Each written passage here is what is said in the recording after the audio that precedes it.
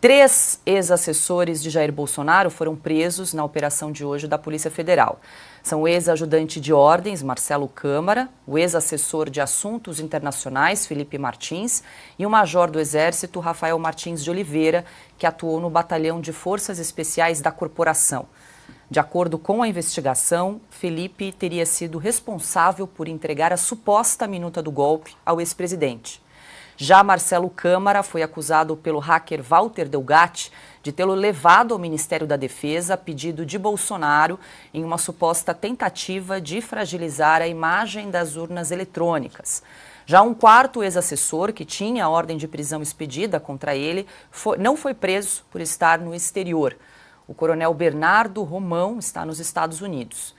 Então, por conta disso, a Polícia Federal comunicou o comando do Exército para que o militar se apresente ao Brasil. Consta, já comentamos aqui, você falou até do Felipe Martins, da prisão dele, mas queria a sua análise rapidamente aí sobre esses 4 personagens que foram alvos de ordem de mandado de prisão pelo ministro Alexandre de Moraes. E queria só aproveitar aqui para trazer um trechinho da decisão do ministro Alexandre de Moraes, então, que justificou a prisão desses 4 personagens. Aspas aqui para a decisão do ministro Alexandre de Moraes. A decretação de prisão cautelar de Bernardo Romão Correia Neto, Rafael Martins de Oliveira, Felipe Garcia Martins Pereira, Marcelo Costa Câmara é razoável, proporcional e adequada até que se garanta a devida colheita probatória na busca por delimitar todas as condutas criminosas apontadas pela Polícia Federal e a responsabilidade penal dos diversos núcleos da organização criminosa. Fecha aspas, então, para um trecho da decisão do ministro Alexandre de Moraes que justificou, então,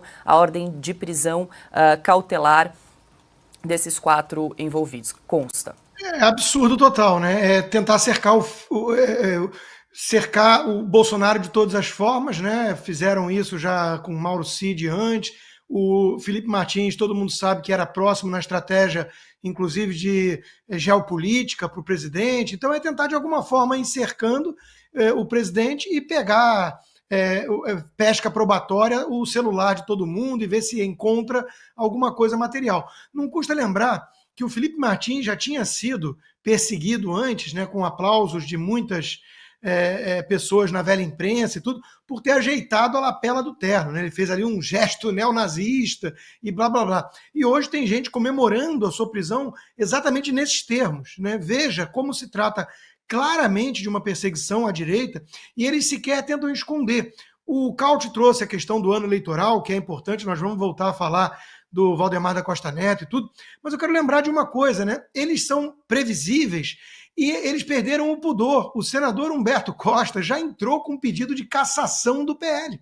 Então, eles não tentam nem mesmo mascarar o intuito. E é impossível não lembrar nessas horas do professor Olavo de Carvalho, que inclusive foi muito influente na formação intelectual do próprio Felipe Martins, era próximo dele, né? Que dizia o seguinte: se você não prender os comunistas pelos seus crimes cometidos, eles vão prender vocês pelos crimes que eles inventarem. E é exatamente isso que nós estamos vendo, né? Quem deu um golpe de fato no país está no poder, está perseguindo cidadãos probos, honestos, militares, que têm, como disse o Mourão, né, uma vida de serviço prestado à pátria. E isso está acontecendo na mão de quem? Quem é que está rindo hoje? Quem é que está escrevendo grande dia hoje? Janones, Humberto Costa, o próprio Lula, que fez uma publicação absolutamente cínica, né, que espera o devido processo legal e tudo mais. É tudo invertido nesse país. Então, esses assessores próximos, o segurança do Bolsonaro, né, o assessor direto que ajudava ele a escrever, inclusive, discursos para o mundo, e tudo isso é uma forma de ir fechando o cerco. E, claro, o tic-tac que eles ficam provocando, até para terrorismo psicológico, é quando é que vai chegar a hora do próprio presidente. O Lula quer porque quer colocar a pecha de presidiário no Bolsonaro.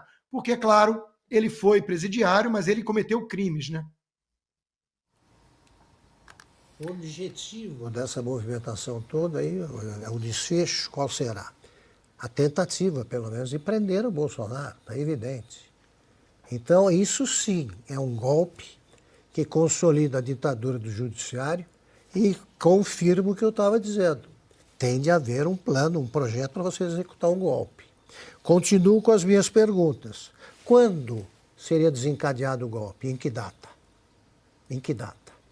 Como seria, o que prevê a minuta que eles disseram ter apreendido?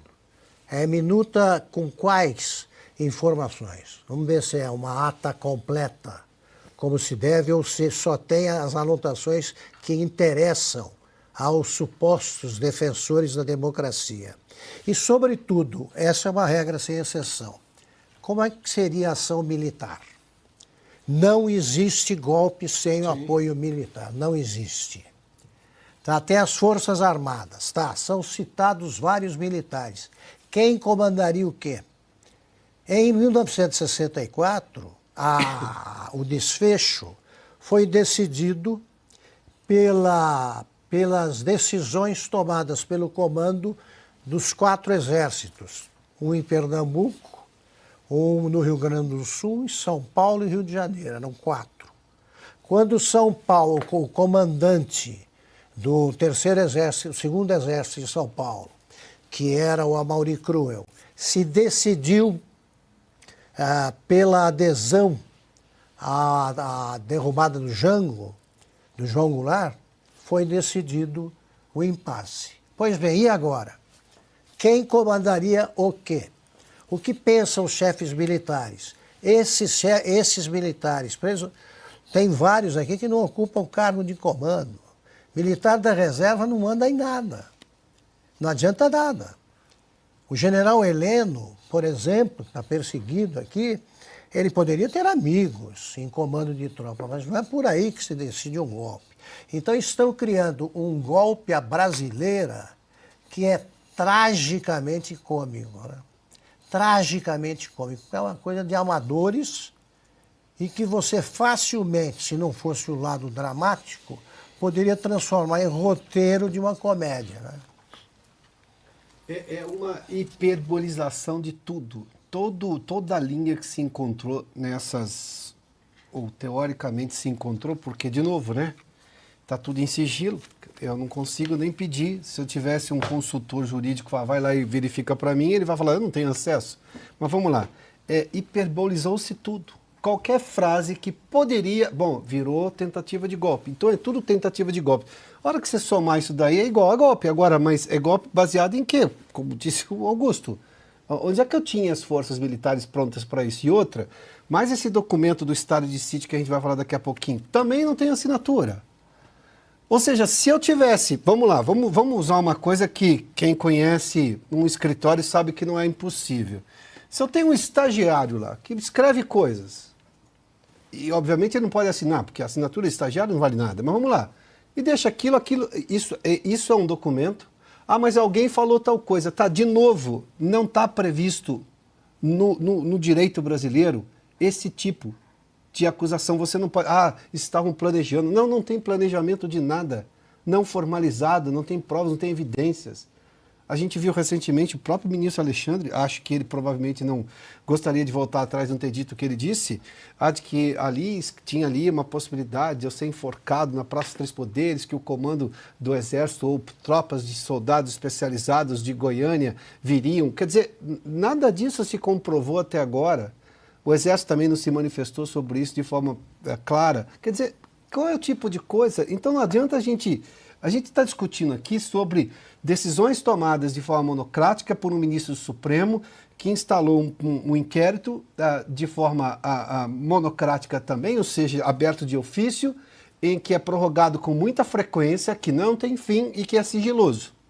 E tudo que está escrito ali na versão dele, parte da imprensa toma como verdade absoluta e não questiona, parte do mundo democrata brasileiro, em tese democrata, não se manifesta, e nós temos hoje o que é claro, e o Caut fez menção aqui, eu tenho uma proibição do presidente do PL conversar com, provavelmente, tudo indica, o maior cabo eleitoral do PL na próxima eleição, o ex-presidente Jair Bolsonaro.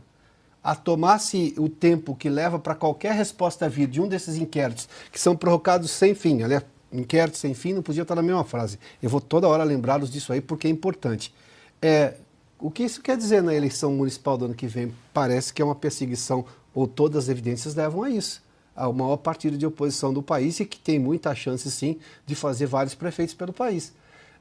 De novo, Olhe para a democracia que estava no país, pacificada até outro dia, desde o começo dos anos 80 e a Constituição. Eu vou insistir nisso, porque todas essas pessoas que chegaram ao poder em Brasília hoje, que estão lá e determinam coisas, todas elas foram beneficiadas por esse entendimento pacificado de democracia.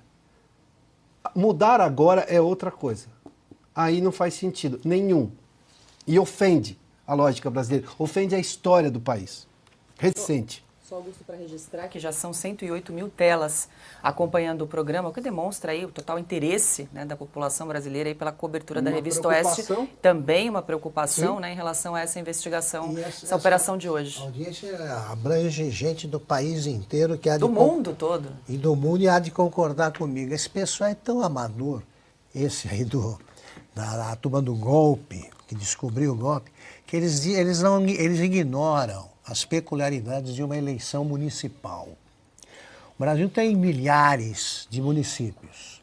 Assim, vamos prender o grande cabo eleitoral. Basta que o candidato a prefeito diga que ele apoia o Bolsonaro e que é apoiado pelo Bolsonaro. A eleição municipal, nos pequenos municípios sobretudo, é decidida assim.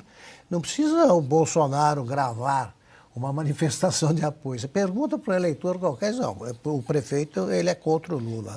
Ele é a favor. Eles acham que vão impedir a vitória de um candidato a prefeito porque o Bolsonaro está preso.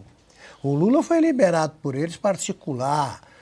Como é que faria a suplente de vice-presidente, ele inventou, né? Manuela Dávila. Suplente de vice, porque era claro que o Lula teria de lançar o Haddad, né, que é escalado para perder todas pelo Lula. Falta agora perder para vereador. O Lula fazia isso, recebia visitas, tal. Vamos prender o Bolsonaro. Aí fala, tá bom. Então o candidato aqui em São Paulo do Bolsonaro é o Boulos. Né? O pessoal vai confundir, porque eles são idiotas. Não entendem de eleição, não entendem nem de direito, ou entendem e não querem cumprir leis, e agora querem se mostrar articuladores eleitorais.